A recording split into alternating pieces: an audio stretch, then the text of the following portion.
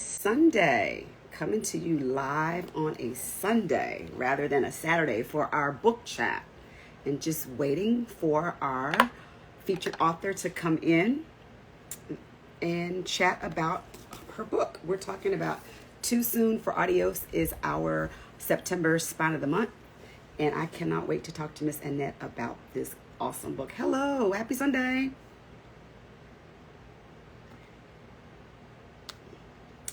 Hello, hello.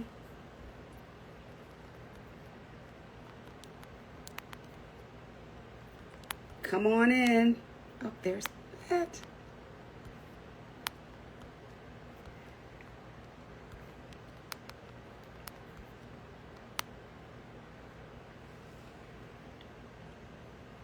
Okay, I think we're going to get started. Annette is here. And do the request.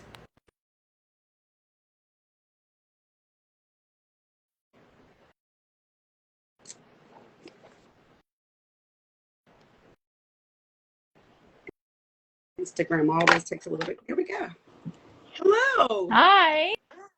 How Good are morning. you? I'm good. How are you doing? Oh, it's morning on my It's time. morning. That's right. It's morning. You're on the West Coast. Yes, I am. Yes. What part of California are you in? I'm in Southern California, so I actually live in Rancho Cucamonga, which is like inland valley area. And how is your weather over there? It looks bright and sunny, so to speak. Oh yeah, it's beautiful today. Not it's gonna get a little warm, but not as bad as it's been. So it's starting to cool down in the evenings, which this is like my perfect weather time. It's a little muggy here. I'm in Washington, D.C. My kids actually live in LA. Both of my kids do. So they were talking about how hot it is out there. Yeah, Yeah. it's been hot, but now it's starting to cool down. I actually needed a sweatshirt last night, so that's nice. Awesome. I'm so excited that you said yes to be our September Spine of the Month. And I'm so happy to have found you. I actually found you from one of our readers in our community. In the Oh, diverse. wow. Yes. So that they tagged me in a post, I think it was a couple months ago. And I picked up this, and I listened to the audiobook actually, then I purchased a copy of it. But I was like, let me reach out and see if she'd be willing to be our September Spine of the Month. So thank you very much. Oh, thank you for having me. I'm so glad that you guys picked the book to read. So I'm going to do a quick intro. I'm going to let you, after I do the intro, I'll let you tell us a little bit about yourself and how you came to publishing. So hello, everyone. We're meeting on a Sunday for our book chat rather than a Saturday. I'm Jamise Harper. I'm the founder of Diverse Spines, and you can also find me over on Spines and Vines. And I'm thrilled to have Annette Chavez Macias, Macias as our September Spine of the Month. And the book is Too Soon for Adiós. So this story centers around a young woman named Gabby, who meets her biological father for the first time on the day of her mother's funeral. And so let's talk a little bit about your publishing journey first, and then tell us a little bit about yourself, and then we'll dive into the book. Okay. Yeah, so I was born and raised in Southern California. I still live in Southern California. And I come from a big Mexican American family with lots of cousins and aunts and uncles. And I always wanted to be a writer. I was a big reader when I was younger, and that's because of my mom. She had always had books in the house, and she was actually a romance reader. And so she had this monthly subscription where books would come. And so I just remember her room, just shelves of books, boxes of books. And then sometimes she'd sell those books like to a used bookstore, and we'd go along and we'd be able to get books for ourselves. And I also basically grew up in libraries because both my parents worked. And so we would walk to our local library and hang out there until one of them was able to come pick us up. So definitely a big reader. So I'm sure that had that influence on me to become an author. And my journey to becoming published kind of sidetracked for a while. I did end up being a writer in other ways. I was a newspaper reporter for a couple of years out of college. And then I went into, once I had my family, I went into corporate PR writing. So I was always writing, but they weren't my stories. And so I had this idea for a story for a long time in my head. And so I finally decided when I turned 40, so I had kind of like a midlife crisis, um, to finally like pursue that dream that I had had when I was younger. And so I started writing a book. And I had no experience. I didn't know what it meant to write a book. I was clueless. Luckily, I had a friend who was a published romance author, and she kind of, once I reached out to her and said, "What do I need to do this?" Right away, she gave me tons of advice, and one of them was to join a local writing group. And so I did, and they happened to be romance writers. And so that's actually what my first contract as an author was, with a romance publisher. And so I got published in romance, but at the same time, I was still working on that one story that I had in my head. And I would pull it out and work on it for a little bit, and then I put it back. And I had already been published. I already had several books published as a romance writer, but I finally decided, I really want to try and get this book published. So I had to finish it first, and that took a long time to finish. And it took another couple of years to finally find an agent and to get it sold. And that first book was Big Chicas Don't Cry. Chicas Don't Cry, yes. And so I had, as romance, I had published under a pen name, Sabrina Soul, which I still do. I still write romance. But for Big Chicas Don't Cry, I knew it was not a romance because it was women's fiction. And so I didn't want to confuse my readers of romance, and think that they were going to be getting all happily ever afters for these characters. So I decided to publish under my real name.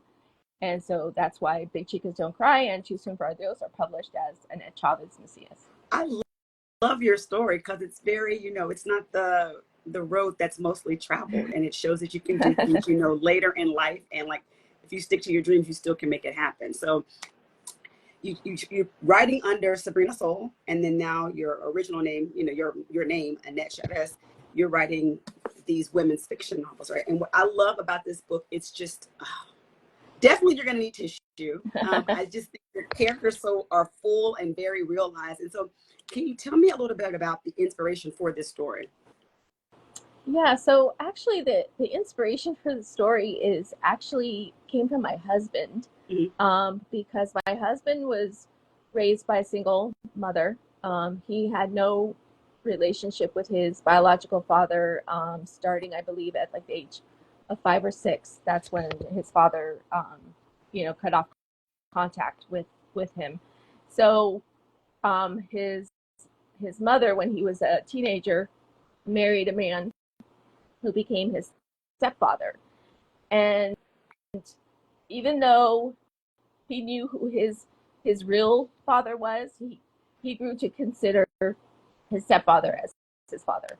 But we would sometimes have conversations where I would ask him, "What would you do if your real father, came knocking at the door one day?" And so that's where the inspiration came from. Oh, awesome. And so you have a lot of, like, I imagine that you're pulling like real life experiences from your upbringing, because it's so real and relatable. So can you talk a little about how your own family influence and the culture of your family are intertwined in this story? Well, definitely the Mexican American roots are definitely come from my family. Gabby, the character in Too Soon for Adiós, she doesn't really have a lot of close family blood relatives, which for me it was the opposite. I've always had my aunts and uncles and cousins around me, but I wanted to show a different side. Like for my first book, Big Chicas Don't Cry, that was definitely more pulled from my own lived experiences. So this one, in this book, I wanted to show a different type of family, more of a found family, not related by blood. And I also wanted to take a look into I grew up Mexican American. My father was from Mexico. My mother is second generation. Um, but for me, I've always, when I was younger, I wasn't, I would, I could say as proud as I was of my Mexican side, just because of, the school that I went to and the friends that I had. But as I grew older, that's when I realized how important those roots are Yes. and how important it is to pass that on to my children. And so that was the story from my personal perspective, was someone on someone on a journey to find where they came from. Right. So as we meet Gabby and she's going on this journey, she literally is a character that's dealing with loss, identity, and love. So how did you approach developing her character throughout this journey?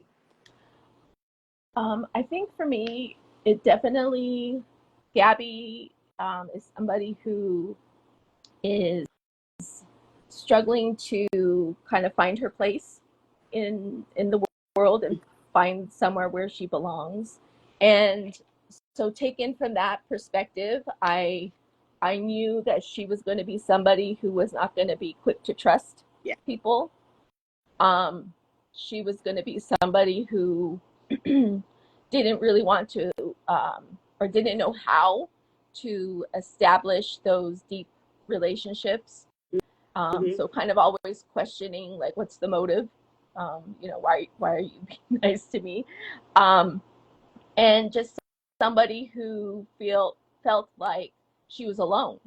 And so from that perspective, I knew the character of Gabby was going to be, well, she had just lost her mom, so of course she's going to Right. be dealing with grief.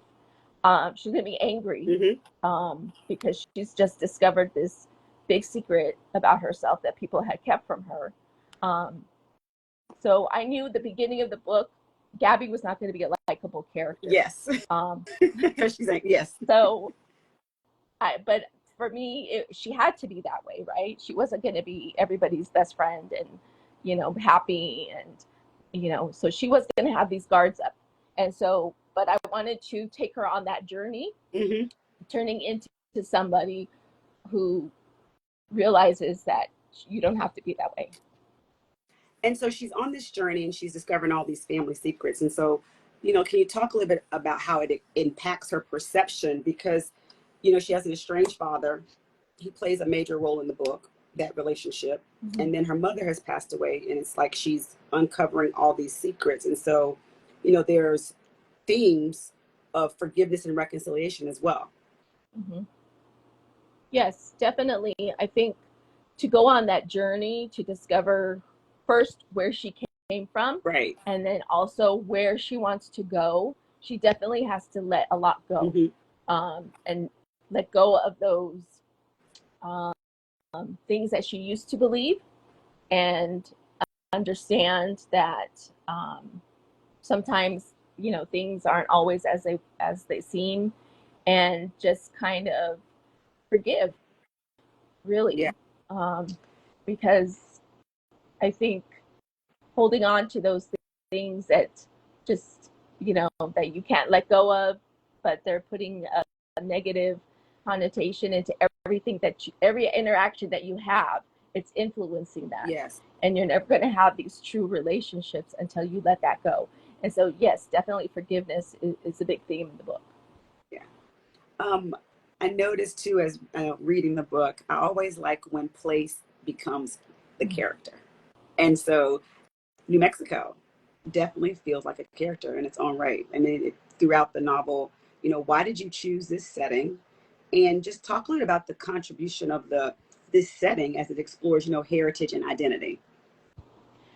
So I knew when, first of all, I knew Gabby had to leave Yeah. LA to make that decision. And, there's something that happens in the book that kind of forces her to make that choice. Mm-hmm. Because I knew, of course, her biological father is going to come and offer her a house. She's not going to immediately say yes. And so, but there has to be some reason why she's going to say yes. So I knew she needed to leave LA. And I love watching Hallmark movies and Lifetime movies, and one of the recurring themes is usually this person who moves to this little town. Yes. And she hates the town, she hates the people, and she's just going to be there to do the one thing that she came to do, and then she's going to leave, right? So I kind of wanted to take a spin on it. And yes, she has that mentality when she shows up, but she doesn't realize that her roots are tied to this town. And so that was, the town was going to be kind of the door to help her discover her past. And so when I was thinking about how was that town going to bring out these secrets and bring out her roots, I saw a TikTok video about the hot sauce, the Valentina hot sauce, and how it was named after an Adelita. And an Adelita is a female soldier who fought in the Mexican Revolution. And I had never heard of them. I had seen pictures of them, but I didn't know what they were. I didn't know that's what they were named. And so I was very interested in it, and I started reading about the history. And I had read how these female soldiers, because they had gone to war, and some of them had to dress as men in order to fight. When they came back to their villages, they were shunned because they had this question mark about, so what did you do over there, and how could you fight, and how could you dress as a man? And so some of these women were shunned by their family and friends. And so that's when I thought, well, how could they rebuild their lives? And so what if some of them moved and started their own community? And so New Mexico just seemed as the perfect place where that would happen. And so I created the city of Sonrisa. It's not a real place, but I wanted to create this town where it was kind of, the founding of it was kind of revolutionary in itself, and also the community that's there, it's full of pride for your roots and pride for your heritage, and just building a community of Mexican American people who feel safe and valued and know that they belong there. And so that's how I wanted to tie it into Gabby's own story of finding a place to belong. Yeah, I love learning that, because here's the thing. I think when authors are writing, I love when they're telling a story that also offers us some part of history that either we didn't know or giving us more information. And someone said in the comments, I love how much I learned from reading your books. And so how much, when you saw this TikTok, how much research did you do to make sure that you got all the although the town was made up, but did you do any other research to go into the book? Yes. Well, I went into, besides the Adelita research, I went into New Mexico research, and if I had the time, I would have loved to go visit one of these small towns in New Mexico that is what Sonrisa is based off of, just the culture itself. And I looked at, pictures and tried to imagine what this town would look like and what Gabby's house would look like. So I did that type of research. But again, because it was a fictional town, I wasn't tied to having to have facts. I could just make it up as I went along. So that was very leeway with it, right? Exactly. So that was helpful. So talk a little bit about because there's a lot of things. We talk about forgiveness, but there's also one of second chances, and I think. Can you talk a little bit about that? We don't give away spoilers, because our goal here is to talk to the author, but also for people who read the book, but also for the people to go out and get the book to read. So we don't do spoilers, but can you talk a little bit about, because I love the whole concept of, there's grief, there's a lot of love, there's family, culture, but then there's all the things that you wish the world would be, right? Second chances, kindness and love. So can you talk a little bit about, in the vein of forgiveness, the theme of second chances? Well, when I was writing the town itself and how I said it was going to be connected to Gabby's past, I Yes. wanted that connection to kind of propel her journey into forgiveness. Mm-hmm. And so I wanted each of the characters that she met in the town to also be on their own journey of Yeah. second chances and forgiveness. Um, so that in a way she could see that it was possible to start fresh and start a new life, and just accept the fact that she had the power to let go of these things, and by letting go, she's giving herself a second chance Exactly. to start a new life. Sorry. And so I wanted to tie that into the town as the founders, these abuelitas, this was their second chance Mm-hmm. to be a community again, and as well as the other characters that are in the book. And so let's talk about the other characters, whatever you want to share. But I'm interested in knowing, I gather, you please correct me, that Gabby came to you first as far as in the story.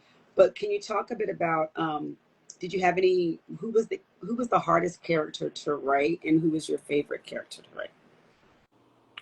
So the hardest character for me to write was going to be Raul, Gabby's father, just because he can't be very likable off the page, right off the bat, because he abandoned his daughter. Mm-hmm. And he not only did he abandon her, but he stayed away even as she was an adult. Mm-hmm. So for me, it was a challenge to, and also because the book doesn't show his point of view, everything that he says or he does is perceived by Gabby, because Gabby is the narrator of the story. Mm-hmm. So you don't know what his real thoughts are, what his goal is Mm-hmm.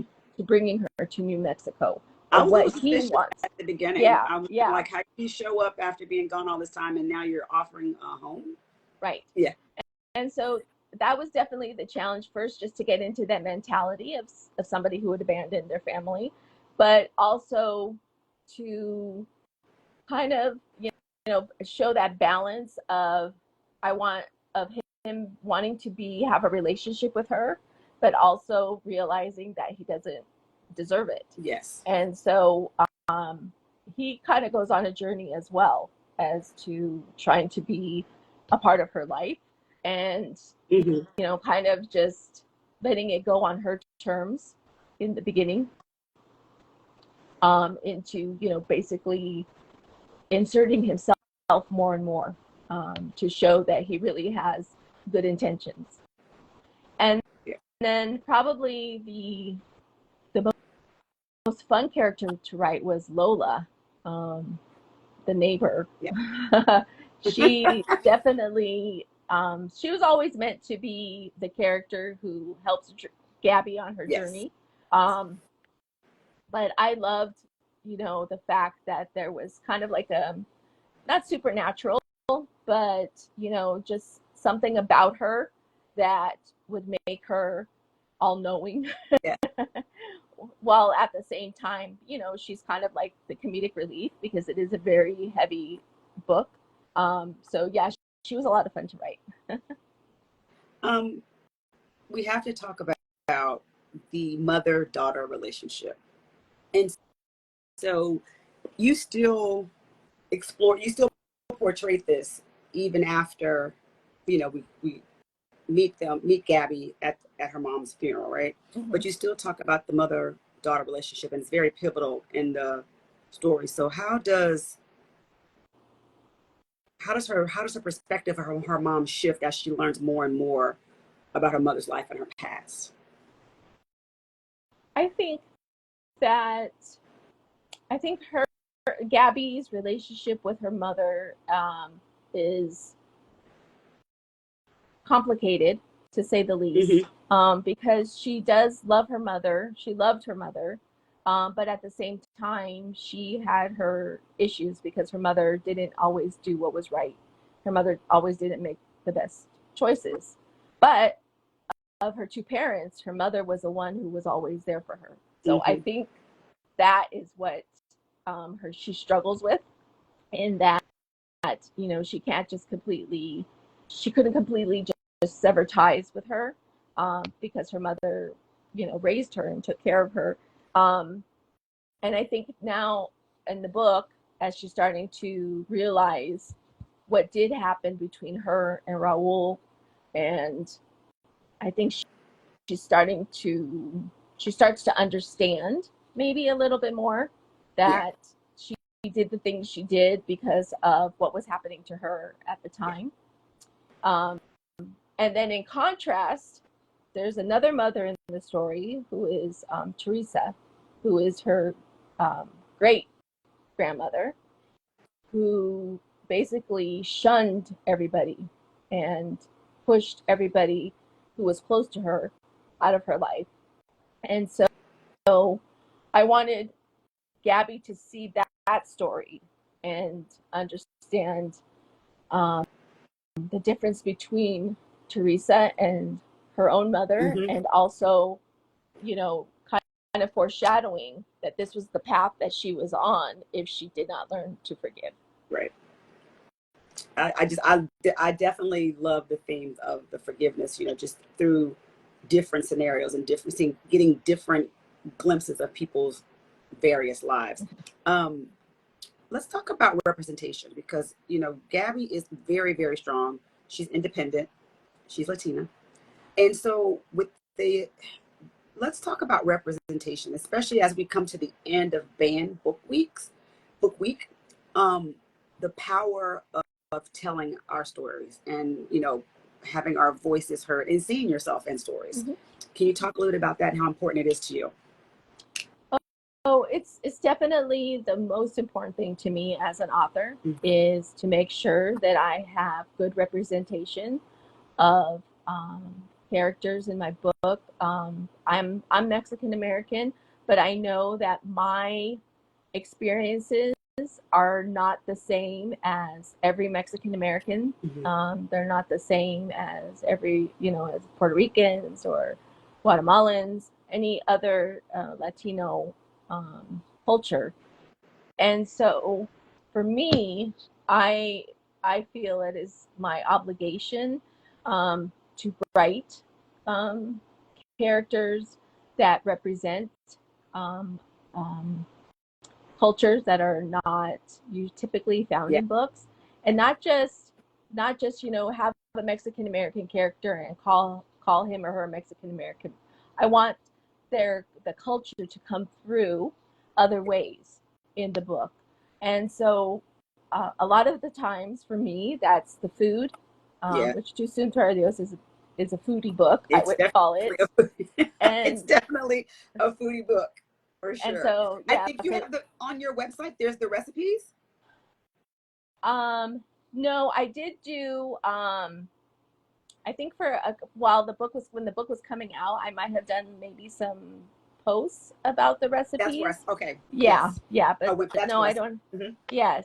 So I think, so that's one way I show the culture on the page without just, you know, making it be obvious. And also the relationship with the families definitely is culturally influenced, in as far as, you know, having the connection to your past, and learning about your ancestors and what they went through. I definitely think that is important to people of color, and you know, it definitely defines how we are now, and the choices that we make. And so yes, representation is important to me. And also as a reader, you know, I mentioned I grew up a big reader, and I grew up reading lots of different types of books. A lot of it was romance because of my mom, but I don't remember ever reading about a Mexican American family. Yeah. I Um, remember saying to one of my friends, so a while ago, I was just saying, growing up and reading, I mean, I never saw a Black woman on a cover, at a younger age. There was never like, or in your own natural beauty, right? Now you're actually seeing the face. It's not like a silhouette, you're right, seeing right. the actual character on the cover. So representation definitely matters. You want to see yourself in stories and represented, walking through a bookstore. I definitely look at the covers, Yes, Mm-hmm. yes.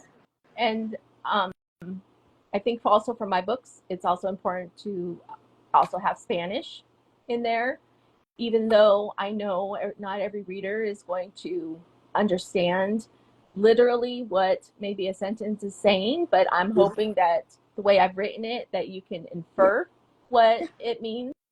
So you're not having to, stop reading and then go and go Google Translate. But it's okay if But you have to go to Google, it right? I okay. feel that Yes, it is okay. it is Yes. okay. Yeah.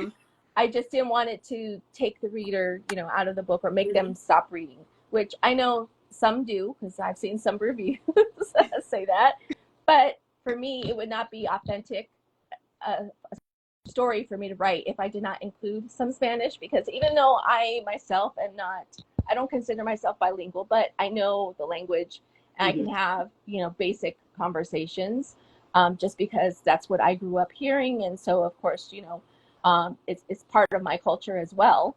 And I listen to Spanish music and I watch Spanish shows, but I would never consider myself bilingual. But Mm-hmm. I don't think I can write about Mexican American families without some Spanish in there. And even though Gabby herself says in the book that she doesn't speak Spanish, but and that's just because that's the way that she was raised, which there's nothing wrong with that.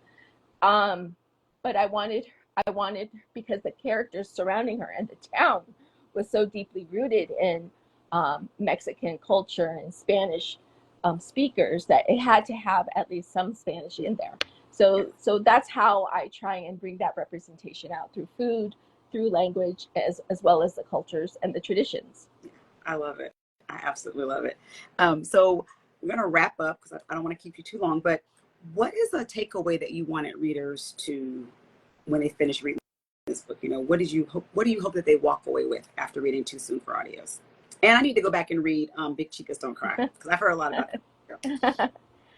Oh, I definitely just want people to walk away with one, that it was a good story, Mm-hmm. and two, just kind of um, a deeper look into the different families that exist for Mexican Americans, and that we also struggle with trying to belong Yes. and trying to fit in, and but our culture is important, and um, and also there are different ways people experience grief, and there's no right way or wrong way. Yeah, I And didn't touch on that a lot, and I just, I should have like delved into that a little bit more, but it's, you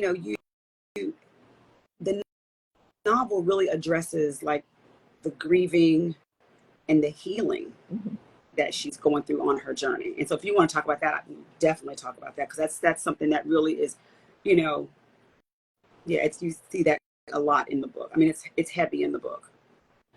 Yeah, it is, just because we meet Gabby on, Yeah, the worst basically day of her life. the Yes. worst day of her life, Mm-hmm. and basically where her journey is starting. Mm-hmm. So I think for me, it was all these other things are happening to her, and she has to navigate all these other things, but at the same time, she is still grieving.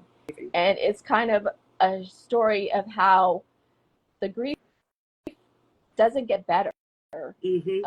It just changes, and you just learn how to live with it. Yeah. Yeah, I was crying. I was crying a lot, just because it's like it's so real. It's so real. And just the way that you write in your words, you really feel it. Like you feel the grief. So it is heavy, but it's a great story. Thank Yeah. you. Thank you so much. So let's talk about what's next, because When We Were Widows. I feel like I'm going to be crying again. Yes. Yeah. So I know. I think for me, grief will probably always have some type of theme. Always have some type of theme of grief. But so When We Are Widows comes out November 1st, and it's about three generations of widows, Mexican American, Latinas, and it's the grandmother, the mother, and the daughter, and all of them are widows. They all became widows at different, stages of life. And so the daughter is the most recent widow. So there's no funerals on page or anything like that. So it's more, and this one is more of, yes, they're all still grieving in their own ways, but it's more about the mother-daughter relationships between the three of them, and kind of showing how we keep secrets from our closest family because we think it's better if they don't know. Keeping them safe.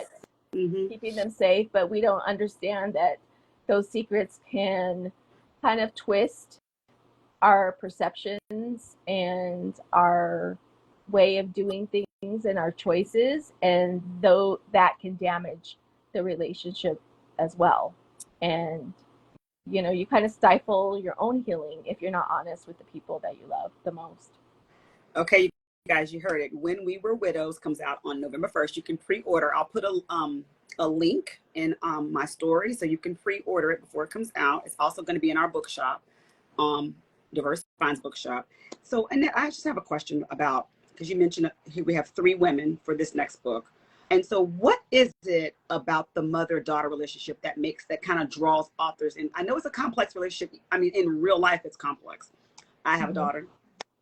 So what is it that draws authors to write about this complex relationship? Well, I think it's because, when it comes to mothers and daughters are usually a reflection of what their mothers had hoped to be or wanted to be. And so I think there is some, natural complications or natural tension that comes with. And I think, especially in the Mexican American culture, and I'm sure in other cultures as well, the mothers of the family are really the ones who everything is on them, and they're just expected to take care of the family, put the family first, and sacrifice their own dreams, and what they want out of life in order for the family to survive. And so this book does definitely explore on how family came first for the grandmother and the mother, but at the expense of their relationships with their daughters. Right. And so I think that's just a natural what's the word, conflict, that there's natural conflict there, and not all mothers are gonna tell their daughters, well, I gave up this for you, or I did this for you. They're just gonna suffer in silence. Meanwhile, the daughters have no idea what they really did for them, and and only see that, oh, they made these choices because of this, and the whole time they were wrong. So I think there is definitely drama in mother-daughter relationships, and it makes for good stories. It definitely does. Before I let you go, because you are a lifelong reader, what are you reading, or can you recommend something that you've read to our audience? Oh, sure. I'm writing a book right now, so I can't read a book and write one at the same time, but I can let you know one of the books that I always recommend. So again, I'm still a big romance reader, so a lot of the books that I read are romance. So Natalie Kanya has a series out. It's the Vega family series. Yes. And so her first book is A Proposal They Can't Refuse. And I always recommend that book to start with just because it's so funny, and it has grandfathers. Like, basically the reason why the couple gets together is because of the grandfathers, and I had never read that before in a story. So I definitely recommend. She has the third book in the series is coming out October 29th, and it's Sleeping with a Frenemy. And so I definitely recommend that. And if you want to start, the three books are standalones, but the first book is A Proposal They Can't Refuse if you want to start that before the third book comes out in October. So I said that was the last question, but it made me think of something when you said I can't read a book while I'm writing. So how do you decide when you're writing Sabrina or when you're writing Annette stories? How do you decide between the two, or which one is your focus right at the moment? Um, Definitely, it's it's really contract Ah, contract focus. So I have a contract right now for another Annette book. So that's why I'm writing another Annette book. And so once that one is done, then, and usually that's what happens, is once I finish a book, then I work with my agent and we come up with different ideas, and she'll tell me, okay, give me some Annette ideas, give me some Sabrina ideas, and we just take a I look love and that. see which one, where we think, what we think people are interested in reading right now, or what publishers are buying right now. Mm-hmm. And then that will kind of deem what I write next. There has been, a couple of occasions where other opportunities have come to me as, oh, we want a Sabrina story for, say, an anthology or something, because it's going to Mm-hmm. be a romance anthology. And so then, yes, I'll definitely take up that opportunity. But right now, it's contract dictated. I absolutely love that. And so I'm going to have to go and look up your Sabrina series as well. Um, Thank you so much for joining us. I can't wait for your book to come out, even though I know I'm going to be crying all over again. In the meantime, I can go back and read Big Chicas Don't Cry until that book comes out. But I want to let everyone know our September Spine of the Month was Too Soon for Adios. Annette, thank you so much for joining us today, and I can't wait for your next book to come out. Oh, real quick, someone asked, will you be going on tour or signing in California anytime soon? Yes, I have a couple of events scheduled at Barnes and Noble in Huntington Beach, and I just confirmed another signing in Long Beach. And these are all going to be in.